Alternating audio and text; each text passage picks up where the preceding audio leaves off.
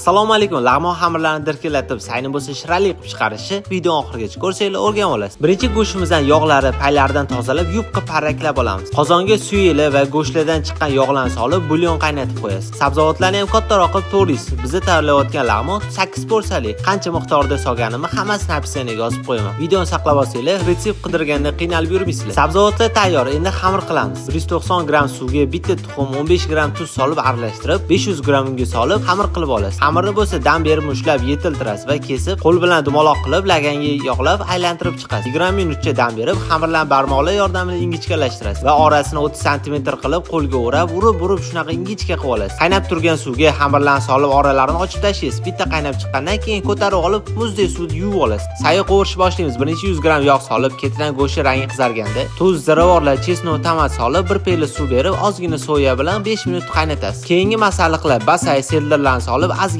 o'lgandan keyin bolgarskiy pomidorlarni berib, qaynab shira tortgan bulyonni ketidan solib 2 minut qaynatasiz va lag'monni bomba sayi tayyor. Bu ovqat bilan albatta Ahmad choyi, kardamoli choyini ichish esdan chiqmasin. Idishimizga xamir kerakligini qo'yib, issiqqina bo'lgan sayimizni ustidan quyamiz. Ranglarini qaranglar, yegulik kelgan bo'lsa bitta like bosib qo'yinglar. Dasturxonga qo'yib tatib ko'ring, juda ham mazasiz zo'r. Shu qo'shnim bo'lsanglar-yu, sizlarga ham ilinsam. Video yoqqan bo'lsa bomba deb yozib, do'stlaringizga ulashni esdan chiqmasin. Kanalimga a'zo bo'lsanglar, bundan bomba retseptlar sizlarni kutyapti.